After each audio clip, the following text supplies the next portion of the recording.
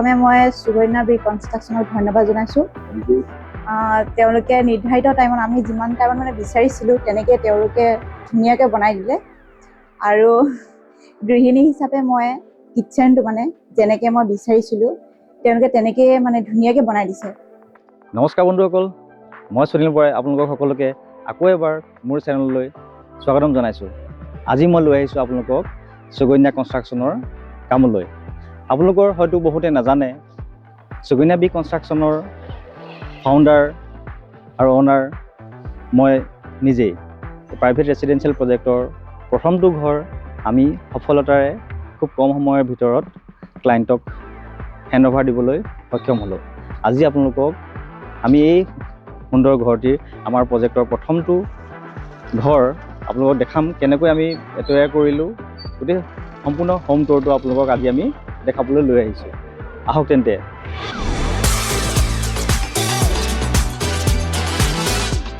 বন্ধুসকল, এই ঘৰটি আমি কনষ্ট্ৰাকশ্যন কৰিছিলোঁ ডিব্ৰুগড় লাহোৱালৰ তেলিয়াপট্টিত, আৰু ক্লাইণ্টৰ নেম আছিল শ্ৰী বিশ্বজিৎ গগৈ। এই ঘৰটি আমি 2024 চনৰ ডিচেম্বৰত কাম আৰম্ভ কৰিছিলোঁ আৰু সম্পূৰ্ণ কৰি উঠালৈকে আমাৰ প্ৰায় 10 মাহমান সময় লাগিছিল। 2025 চনৰ নৱেম্বৰত আমি ঘৰটো তেওঁলোকক হেণ্ডঅভাৰ কৰিলোঁ। কিন্তু গৃহপ্ৰৱেশ আচলতে তেওঁলোকে 2026 চনৰ জুন মাহতহে কৰিছিল। সেইবাবে আমি ঘৰটোৰ ভিডিঅ' তাৰ পিছতহে আমি লৈছোঁ। বন্ধুসকল, আহকচোন আমি ঘৰখনৰ মেইন মুৰব্বী আমি বিশ্বজিৎ গগৈদেৱৰ পৰা জানিব চেষ্টা কৰিম তেওঁ আমাৰ কামসমূহ কেনেকৈ পালে, টাইমমতে আমি তেওঁলোকক হেণ্ডঅভাৰ দিয়াৰ কাৰণে তেওঁলোক সুখী নে, কথাখিনি আমি অকণমান জানিব চেষ্টা কৰোঁ। আহকচোন। প্ৰথমে মই সুকন্যা বি কনষ্ট্ৰাকশ্যনক ধন্যবাদ জ্ঞাপন কৰিব লাগিব। যিহেতু নিৰ্ধাৰিত সময়ত মই যেনেকৈ বিচাৰিছিলোঁ তেনেকৈ সম্পূৰ্ণভাৱে তেওঁলোকে সম্পূৰ্ণ ঘৰখন তেওঁলোকে নিৰ্মাণ কৰি দিছে। তাৰপিছতে ইয়াত ৰ' মেটেৰিয়েলছৰ পৰা আদি কৰি যেনেকৈ যি লাগে, ৰেড ব্ৰিক্স 1 নম্বৰে হওক বা যি হওক, আৰু তেওঁলোকে চিমেণ্টে হওক বা যি মেটেৰিয়েলছ টাইলছৰ পৰা আদি কৰি যি এজ পাৰ এগ্ৰিমেণ্টত স্পেচিফিকেশ্যন আছিলে তেওঁলোকে তেনেকৈ কৰি দিছে। মই অত্যন্ত সুখী হয়। আৰু বেলেগ যিসকলে বনাব বিচাৰিছে তেওঁলোকলৈ কি পৰামৰ্শ দিব? তেওঁলোকে আকৌ পৰামৰ্শ দিম যে সুকন্যা বি কনষ্ট্ৰাকশ্যন এখন নিৰ্ভৰযোগ্য প্ৰতিষ্ঠান হয়। তেওঁলোকে যেনেকৈ বিচাৰে ফুল্লি কাষ্টমাইজ কৰি তেওঁলোকে ঘৰখন বনাবলৈ সক্ষম হ'ব পাৰিব। এতিয়া ধৰি লওক আপুনি যিহেতু প্ৰথম যেতিয়া আমাৰ লগত যোগাযোগ কৰিছিলে, কাৰণ আজিৰ ডেটত মাৰ্কেটত ঘৰ বনোৱা কনষ্ট্ৰাকশ্যন কোম্পানীৰ কেইবাটাও ওলাইছে, বহুত ওলাইছে, কিন্তু তাৰ মাজতে আপুনি আমাক বাছি লৈছিল। সুকন্যা বি কনষ্ট্ৰাকশ্যন আমাক বাছি লৈছিল।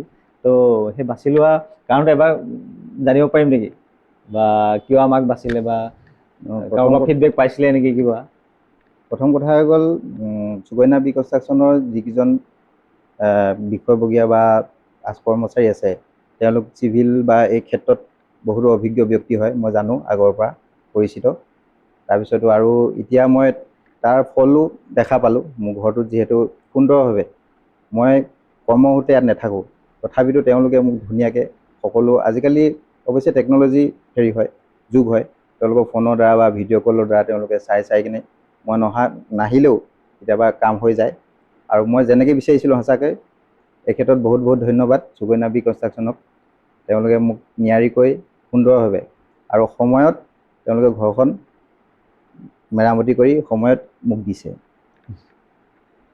বৰ্তা, আমাৰ কামখিনি কেনেকুৱা পালে? এতিয়া মই ক'বলৈ গ'লে আমি ধৰক যেনেকৈ বিচাৰিছিলোঁ তেনেধৰণে আমি পালোঁ। যিমান সময় সোনকালে বিচাৰিছিলোঁ আমি ধৰক সেই তাতকৈ অলপমান আমাক আগেয়ে আমাক গতাই দিব পাৰিলে নহয়। বন্ধুসকল, আহকচোন এইবাৰ আমি ঘৰটোৰ কেইটা কোঠালি, ৰুমৰ চাইজ কেনেকুৱা আমি আপোনালোকক জনাম। আপোনালোকে দেখিছে এয়া ড্ৰয়িং কাম ডাইনিং। সোমাই আহি ড্ৰয়িং কাম ডাইনিং, প্ৰায় 14 ফুট বাই 25 ফুটৰ ড্ৰয়িং কাম ডাইনিং আমাৰ চাইজ দিয়া আছে। এইফালে আহোঁ, আমি এতিয়া দেখা পাইছে কিটচেন। আমি ছেমি মডুলাৰ কিটচেন কৰিছোঁ। ফল চিলিং আপোনালোকে দেখা পাইছে। কিটচেনটোৰ মোটামুটি 10 ফুট বাই 10 ফুটমানৰ চাইজত বনোৱা হৈছে। কিটচেনটোৰ ছাইডত এয়া দেখিছে অকণমান আমি বাৰাণ্ডা টাইপ উলিয়াই দিছোঁ, প্ৰায় 4 ফুট বাই 10 ফুটৰ বাৰাণ্ডা। তাতো আপুনি ওপৰত দেখা পাইছে ফল চিলিং, এফালে এটা বেচিন থোৱা আছে। এবাৰ আহোঁ আমি মাষ্টাৰ বেডৰুমলৈ। বেডৰুমটোৰ চাইজ প্ৰায় 16 ফুট বাই 16 ফুট মানৰ হ'ব। আৰু দেখিছেনে আপুনি প্ৰতিটো ৰুমৰ আমি ফল চিলিঙৰ ডিজাইন বেলেগ বেলেগ কৰা আছে। ক্লাইণ্টে যেনেধৰণে বিচাৰিছে আমি সেনেধৰণে প্ৰভাইড কৰিছোঁ। এই পাৰ্টটো দেখিছেনে বন্ধুসকল, এইটো আমি ফ্ৰণ্টত যিটো ষ্টেয়াৰকেছ আছিলে ষ্টেয়াৰকেছৰ তলৰ পাৰ্টটো আমি এনেধৰণে বস্তু থ'ব পৰাকৈ এটা ছেল্ফ বনোৱাই দিছিলোঁ ক্লাইণ্টে যেনেধৰণে বিচাৰিল। ছাইডত অলপ বাৰাণ্ডা উলিয়াই দিলোঁ। আপোনালোকে দেখিছে এইফালে গ্ৰিলো দিয়া আছে, শ্লাইডিং এলুমিনিয়ামৰ শ্লাইডিং ড'ৰ আছে। প্ৰায় 4 ফুট বাই 16 ফুট চাইজৰ বাৰাণ্ডাখন, লগতে আছে এটা এটাচ টয়লেটটো আপোনালোকে দেখিছে। ফুল ৱাল টাইলছৰ লগতে ফল চিলিং, জেকুৱাৰৰ ফিটিংছ, বাথৰুম ফিটিংছ। ঘৰটোত সম্পূৰ্ণ ফ্ল'ৰ টাইলছখিনি কাজাৰিয়া ব্ৰেণ্ডৰ। এতিয়া আহোঁ আন এটি বেডৰুমলৈ। এই বেডৰুমটোৰ চাইজ 12 ফুট বাই 14 ফুটৰ হয়।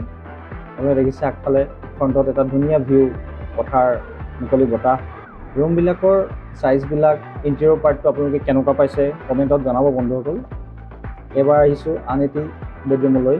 এই বেডৰুমটোৰ জোখ প্ৰায় 12 ফুট বাই 12 ফুটৰ হয়। ইয়াতো ফল চিলিং ক্লাইণ্টে যেনেধৰণে বিচাৰিছে তেনেকৈ আমি প্ৰভাইড কৰিছোঁ। অলপমান ইউটিলিটি এৰিয়া, প্ৰায় 8 ফুট বহল।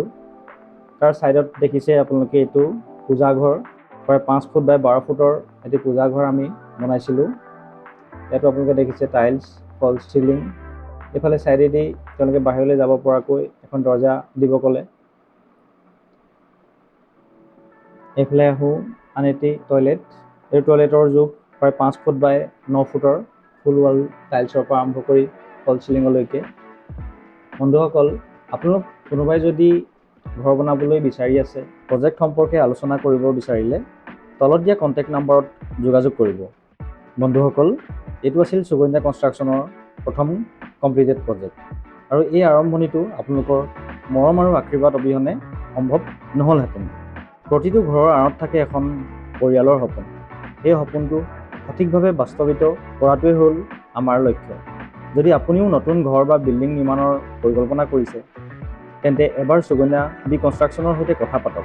আমি আপোনাৰ বাজেট আৰু প্ৰয়োজন অনুসৰি সৰ্বোত্তম সমাধান আগবঢ়াবলৈ চেষ্টা কৰিম। বন্ধুসকল, আজিৰ ভিডিঅ'টো ইয়াতেই শেষ কৰিছোঁ। যদি ভিডিঅ'টো ভাল লাগিল তেন্তে লাইক, কমেণ্ট আৰু শ্বেয়াৰ কৰিব। আৰু এনেধৰণৰ জাৰ্ণি, পডকাষ্ট, হোম টুৰ বা যিকোনো ব্লগ আপোনালোকে আপডেট পাই থাকিবলৈ আমাৰ চেনেলটো ছাবস্ক্ৰাইব কৰিবলৈ নাপাহৰিব। ধন্যবাদ।